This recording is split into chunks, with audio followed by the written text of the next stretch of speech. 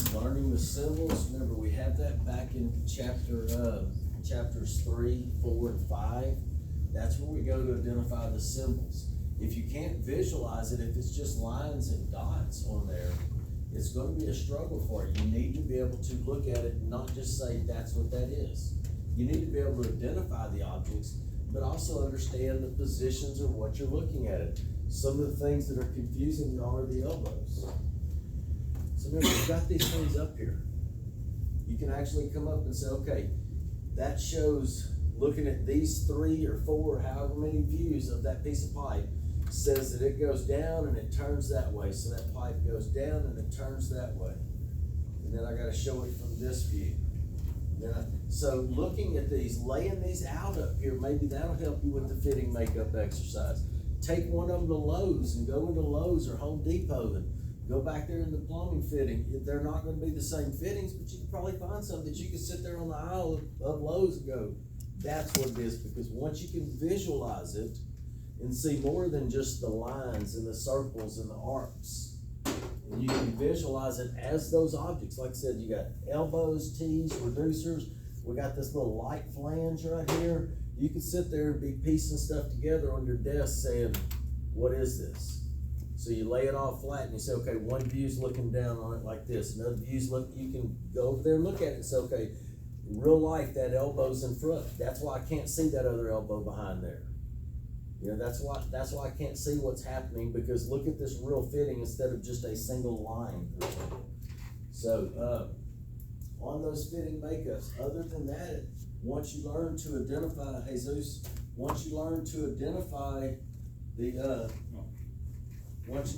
identify what symbols you're looking at, then you're going to be able to go through and start looking up the important information.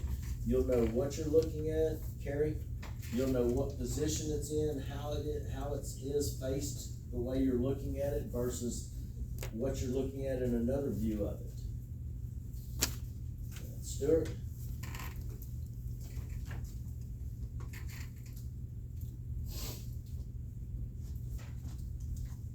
Elliot?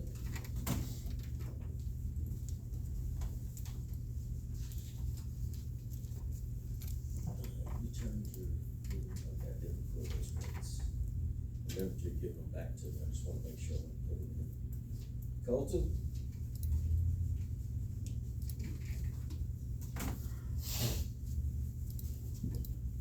Erica? So on your fitting makeup, on your pipe, in chapter 7, they talked about, Shamir, in chapter 7, they talked about different types of flow diagrams. Flow diagrams are just a symbolic drawing.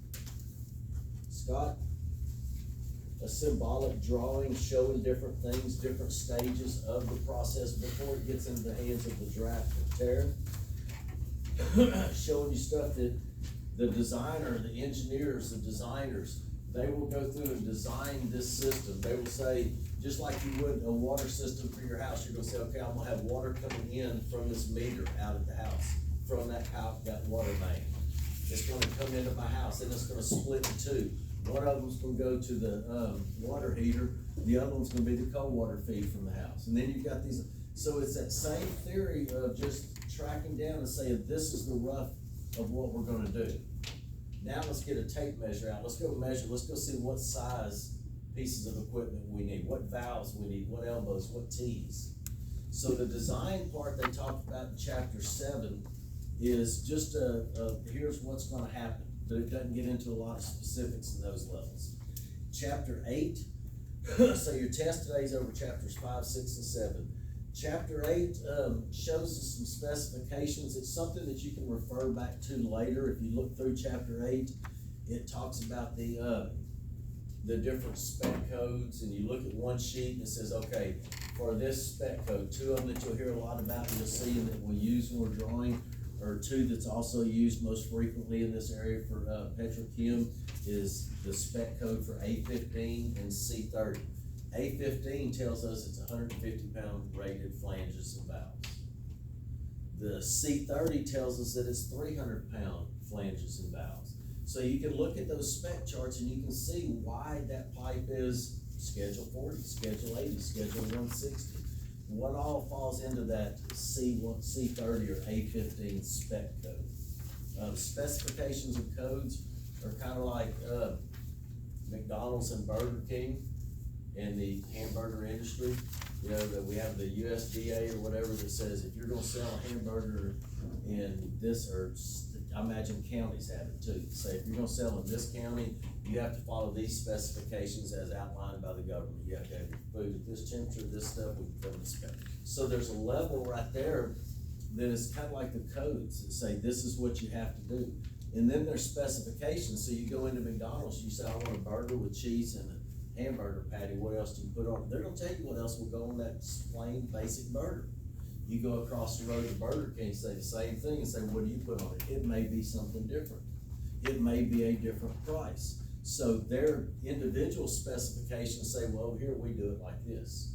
Over here we do it like this. So as drafters, we have to go to documents like this. Whenever it's not gonna be written on these drawings similar to what we've been looking at. It's not gonna say right there next to that elbow, 8-inch pipe.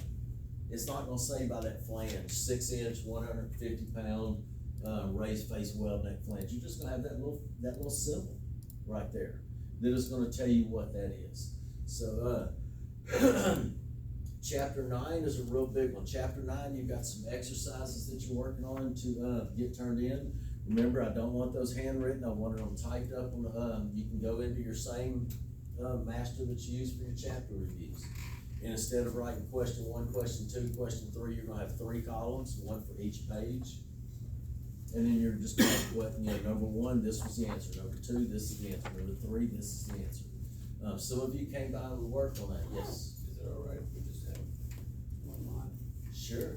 Like E1? Just don't carry the non-following instructions out in the industry. I even had a picture of it on the board for y'all. So when they say do this, do that. I'm okay with it. So, on that first sheet, it wasn't that bad. That first sheet, you had your information to calculate between those coordinates. If we want to measure a north-south measurement, we need a coordinate at each end.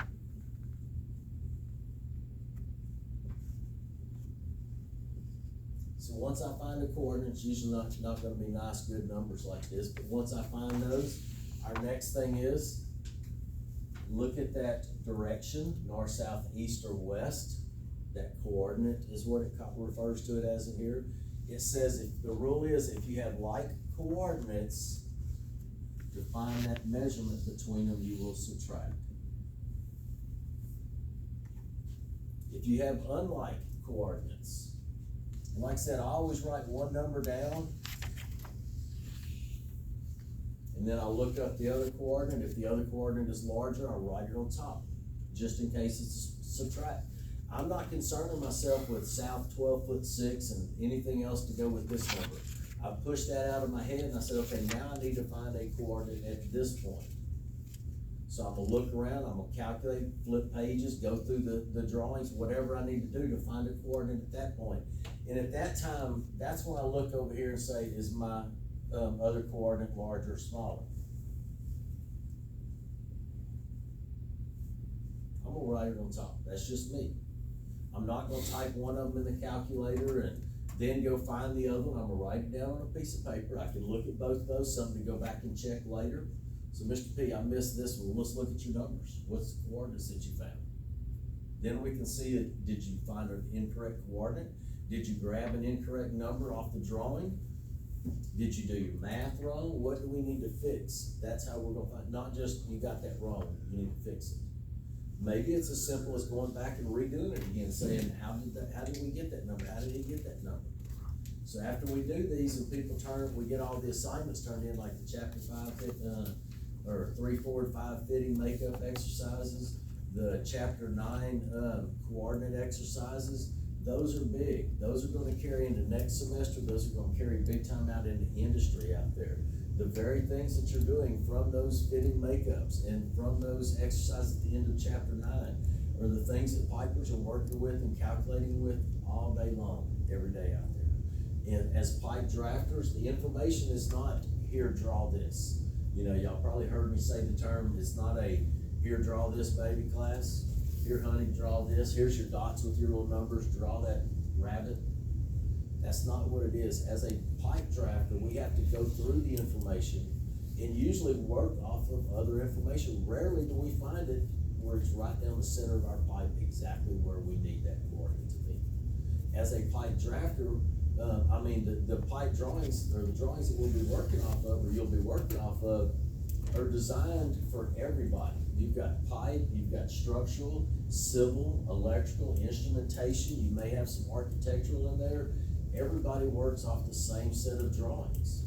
We work off of stuff like heights, top of steel. Top of steel is not always the number we need, because as pipe drafters, we have to work off of the center of the pipe.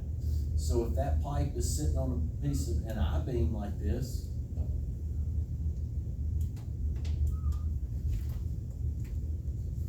that top of steel works for the electrical people that have to go out and put lighting in these units, the electrical and instrumentation people that are gonna be running conduit around these columns and beams and pipes, the civil people that are pouring the foundation, they start it all off with an elevation, a height.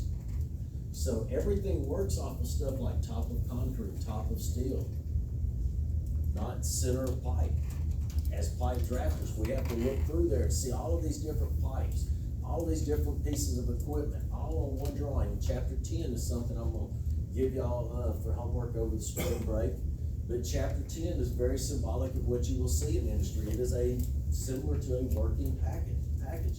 It is that glass box pipe rack, or pipe system that's over here, this big glass box next to the fittings that y'all are supposed to be looking at if you don't understand them. That is the unit that's in chapter 10. It's fairly accurate. But the unit in chapter 10, which I have had, I think, 2 students draw it, just about, or everything in chapter 10's unit in 3D. So they drew everything on there in 3D, just as a, extra practice kind of thing. I didn't ever ask them to, I didn't know they were doing it until afterwards when they told me about it. But, so that's chapter 10 in your textbook. You will see that the first few pages of that chapter are probably about the first 20 pages of chapter 10 are usually pretty good. I think they're pretty good. But after that, then it's the here, honey, draw this. You're gonna see pipes laid out, isometric. You're gonna see that plan view, that elevate, those 2 elevation views. But when you first start looking to that chapter, you can see these 2 drawings, they're plan views. We know that because they've got a north arrow on it. They look like a spaghetti bowl. All the pipes and different pieces of equipment inside there. That's what you'll be working off of. And you're gonna have to find, and it's very similar to that second and third sheet. You're gonna have to find a drawing that tells you information about what you're tying to, that vessel, that pump. You're gonna have to find some coordinate information based on that and see how it applies to your drawing, to your pipe. You're not gonna just look over there and say, there's the measurement I need. You're not just gonna look over there and say, there's the information, the coordinates, and the elevation that I need. As pipe drafters, like on sheet 2 of that chapter 9 exercises that you're working on, we have to work off of and focus on just what we need. But that drawing isn't very cluttered. That drawing shows nothing but equipment that y'all are working on that second sheet. Chapter 10, you can see what it looks like when they put all the piping on there, running from one piece of equipment to another, spaghetti bowling through there. That's what you as pipe drafters will be working off of. So you've got to look through there and find the information and know how to look at that and say, that is happening there. There is a vessel. My pipe does not just run straight into the side of that vessel. Chapter 6 says that vessel is going to have a flange coming off of it. In chapter 5 said it's going to have a flange on our side that's a raised face weld neck flange. In chapter 4 it's going to say when it goes over there and makes that turn, that's the elbow. There's a T right there. That's what you will have to be working off of and interpreting to pull that information. So if you're not understanding the fittings, if you're struggling, especially in this chapter 9, like I said, look in chapter 10, which is gonna be your assignment. By the way, let me go ahead and tell y'all that. Over spring break, your assignment, I'd like you to look through chapter 10. You mean do the fitting makeup? Chapter review questions? No, you don't have to do chapter review questions in chapter 10. You want us to do the drawings? No, not till next semester. Just look through it. tonight you finish your test, and he wants us to look through it, so you know, we'll sit here. 2 minutes later, you're out the door. That's all I ask. So that next semester, when you spend 14 weeks of the semester talking about that chapter, I can say, remember last semester when I told y'all to look over chapter 10? Some of y'all, yeah, well, we're gonna go over chapter 10 a lot next semester. So if you spend 2 minutes on it, that's okay. But I want y'all to at least look through it and compare it to those chapter 9 exercises that you were doing. Compare those first 20 or so pages of chapter 10, or I think it's like about the first probably 20 figures, the pictures, figure 1, 2, 3, 11, 12, stuff like that. You're gonna see when you get to the pipe drawings, you'll see a pretty picture of a pipe right there in isometric. And then you're gonna see your 3 orthographic views, the whole, here honey, draw this kind of drawing. Once you get there, no, that's not what you would work off of in industry. That's what the chapter gave you to do. Go back to those other pages and then try to see how it compares to your second page of your chapter 9 exercise, second, third page. All right, so like I said, that's all you got for spring break. So you take your test tonight, you're all caught up, everything's turned in, but in 2 minutes, you walk out the door and you're done for spring break in my class. So any questions on what y'all are working on before we start talking about that dreaded 4-letter word, test? No questions? So it's through today, but can you help us out with number 5, on that last exercise? On the chapter 9 exercises? Yes, sir. Yeah, I can stick, that's what I was saying, I can stick them up on the board and we can talk about them.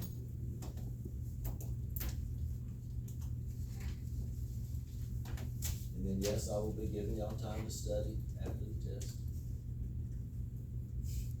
What? Makes sense. I mean, before the test. Cool. I don't think it'll help us out there. You never know with some of y'all. Probably help me a little bit.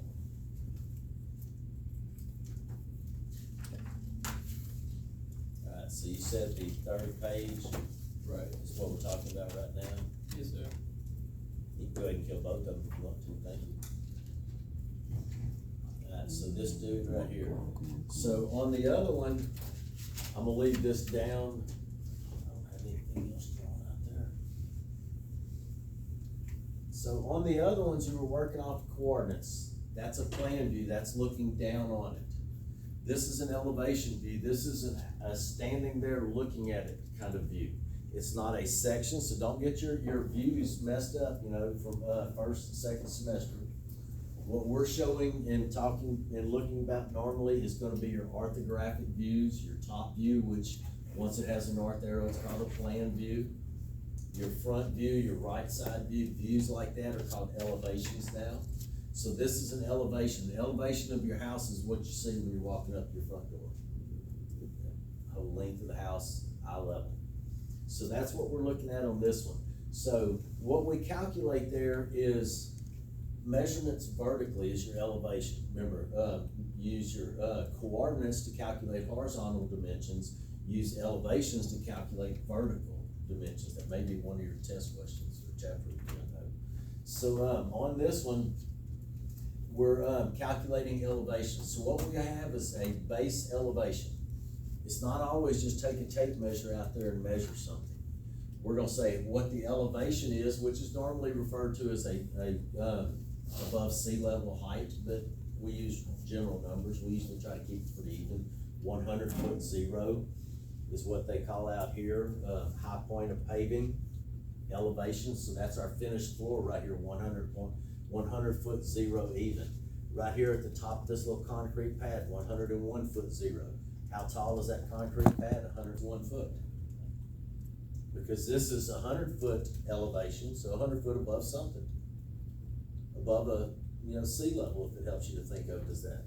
This is 100 foot above something, this is 101 foot above it. That means there's 1 foot of height right there. So we're looking at that house, we're saying, okay, that wall right there is 10 foot tall. And there's above the door, or that door is 7 foot tall, that means there's 3 foot above it. That's what we're looking at, but instead of showing measurements, we're saying, this is this elevation, this is this elevation, now you can do the math between them. So, I think you said number 5 right here. Right. So number 5 goes back to looking at it, and you have to be able to distinguish number 5 and number 7 over there, I believe.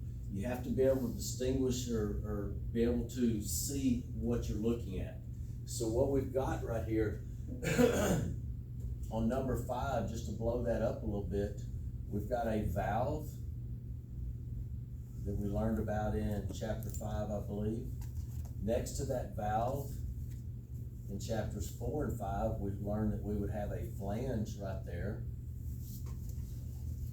We learned that there would be a 1/8 of an inch gasket in between those faces. So that's what they're drawing right there. They just show that flange like this, which is something that they show you in the textbook, and they flip-flop back and forth. We'll be doing flanges like this, but this is still one of the symbols that they showed you for your flange. So that's what we have right there. And then the next fitting that they have is an elbow. So it shows us that sweeping. So the first thing we've got to do is figure out what all of these items are that we're looking at. And then we know from chapters 4 and 6 that anytime that you attach to a pump, we know that we're gonna have a flange right there. That will be a bolted connection also. So we can kind of look at it and say, this is what we've got. And then we've got our pump over here doing whatever. So it gives us an elevation right here, right through the middle of ours. It says the center of that flange over there is elevation 102 foot 1 1/2.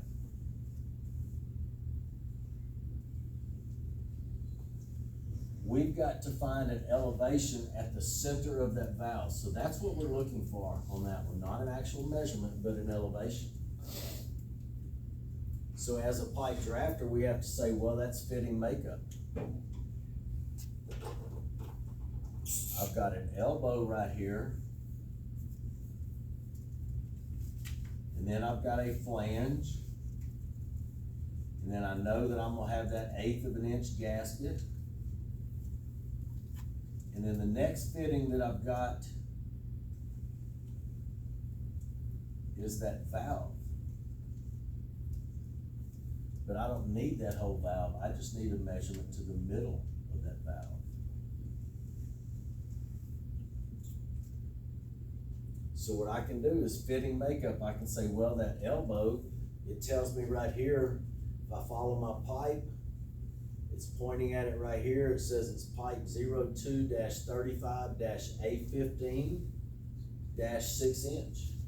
So in chapter 8, we learned that A15 means 150 pound flanges and valves. 6 inch is our pipe size. IH, we learned, just means for insulated for heat.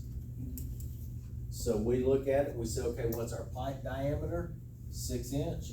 What's our pound rating? 150 pound. So now we can say, okay, this first fitting, I've got that elbow right there. 6 inch pipe, 9 inches.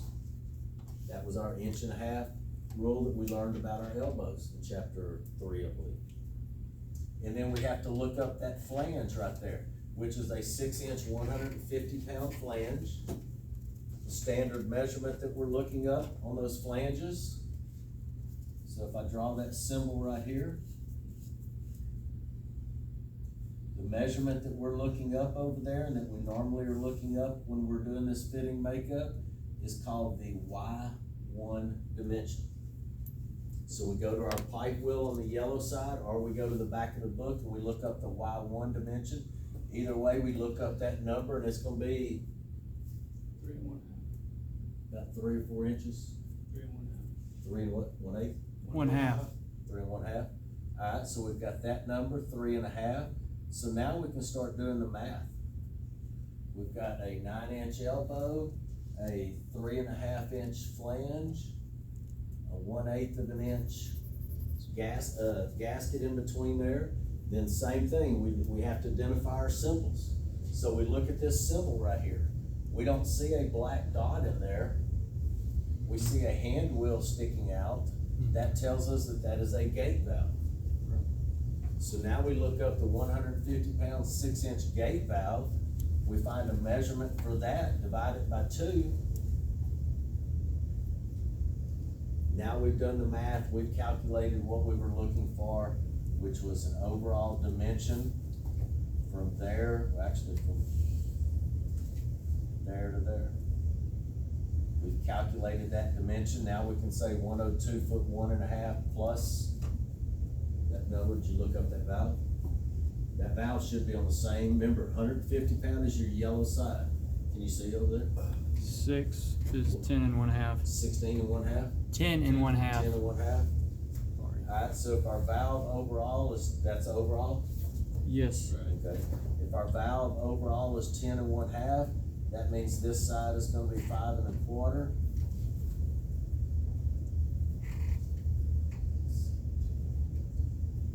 $17 and 7/8, but we know we have a rule, anytime we do math with it, we're gonna change it to feet, inches, and fractions.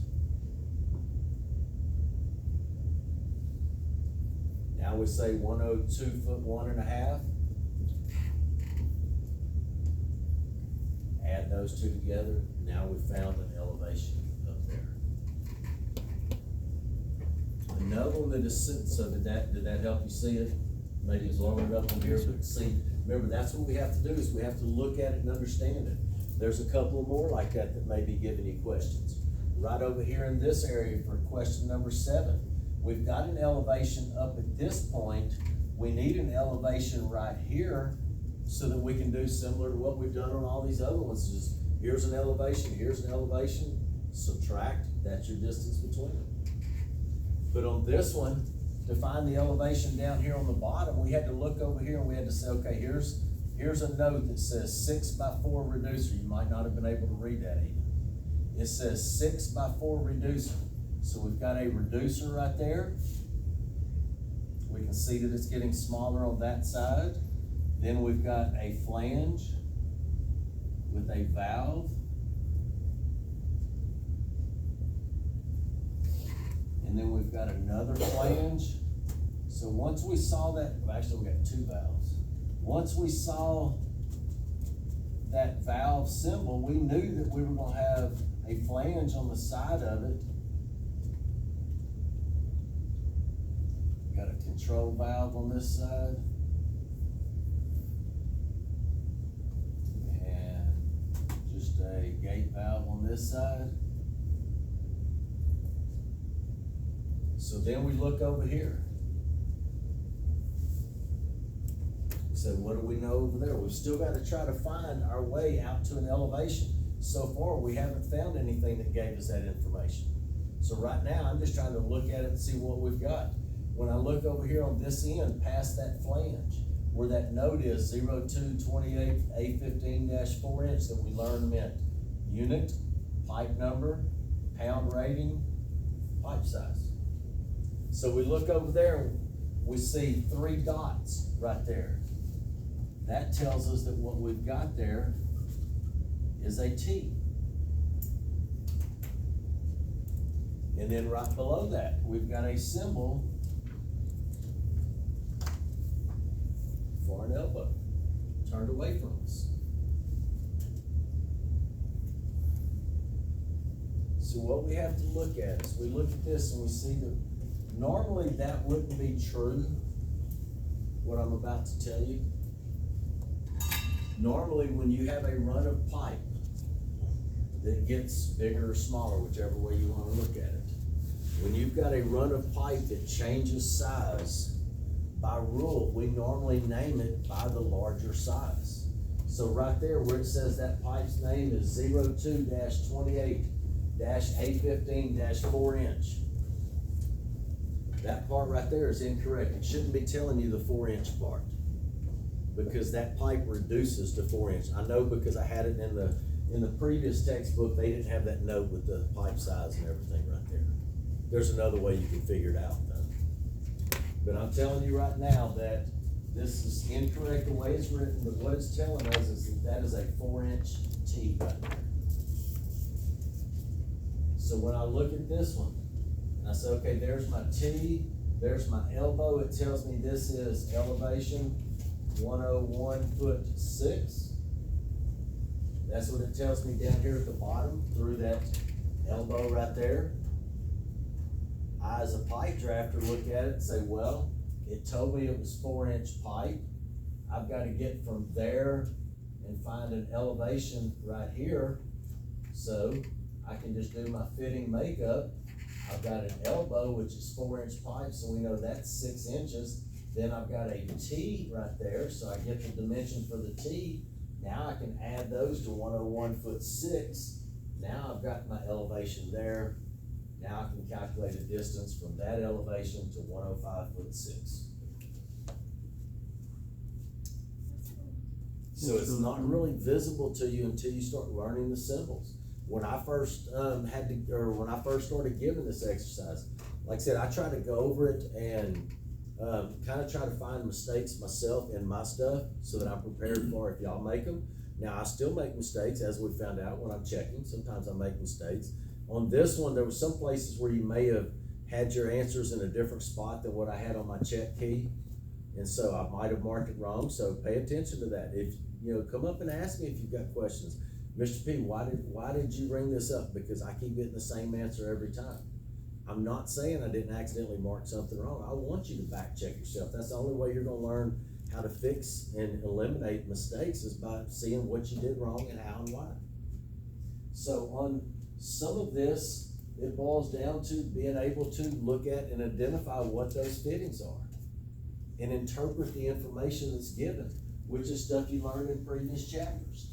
Up here on the top, here's another one, question number 10 right there. Question number 10, says what's the measurement from there, or no, number 10 goes to right here. There's number 10 right there. So down here, we've got an elevation, 120'0". We need an elevation up here so that we can do the math. Then we can find that measurement. So first thing we have to do is look up there and say, well, it doesn't have that measurement. What do I know? Face of flange elevation 130'0". We learned back on the chapter 6 that talked about your vessels that were given what's called a projection measurement from the center of the vessel out.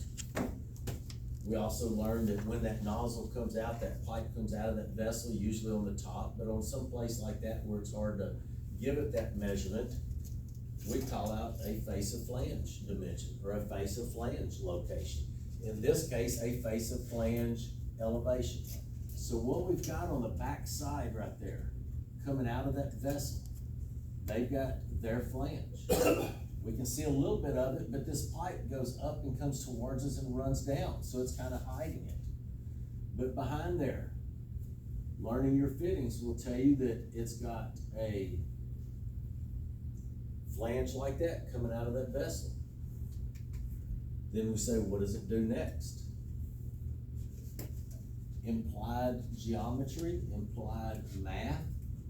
What we've got happening in the background is that pipe comes out of that vessel, turns towards us.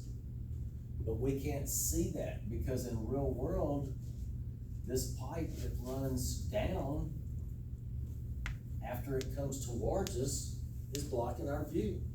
So that's what it's showing you over here. You see the vessel in the background, you see the flanges sticking up, but you see that they're all broken around there because in the real world, we wouldn't be able to see those items. All we would be able to see would be that elbow in front, and then possibly a little bit of those flanges sticking out on the sides. So learn to identify, learn to recognize what you're drawing, what you're looking at, learn to see that this is what I'm looking at, this is what it is. Not just that's what that symbol means, but that's what that object looks like. So what they're representing over here is that, but in real world. Because if we walked up to it, if that wasn't 130 feet up or 30 feet up, if it was eye level and we walked up to it, this elbow in front would be blocking that flange in the background like that. Actually, it wouldn't be right there.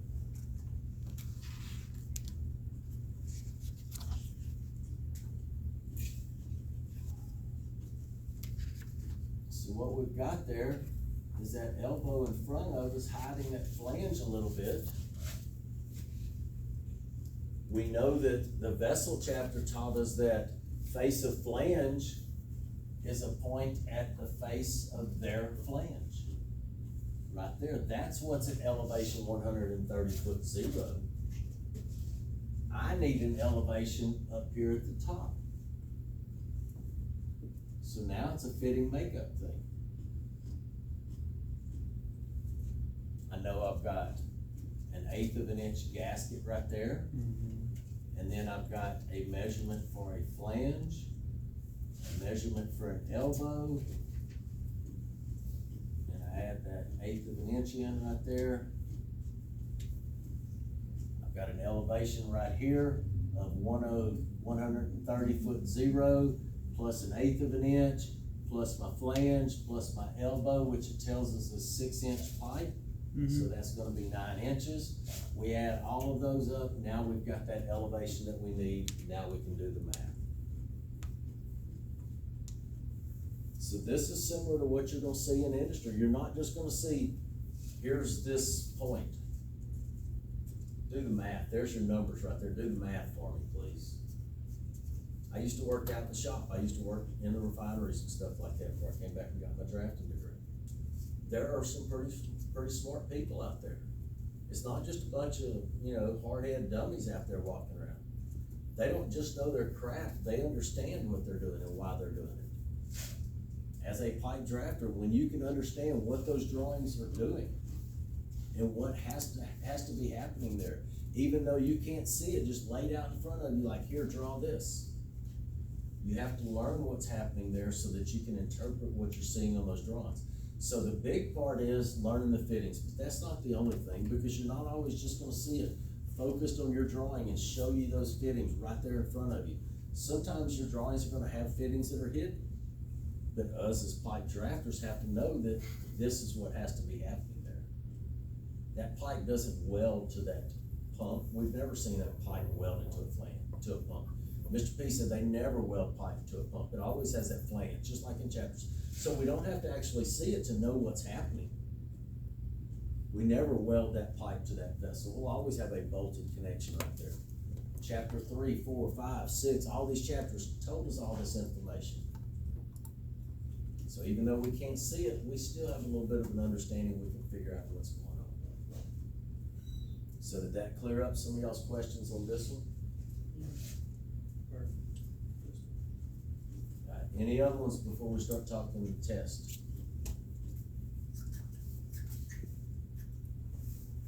Alright, so, thank you.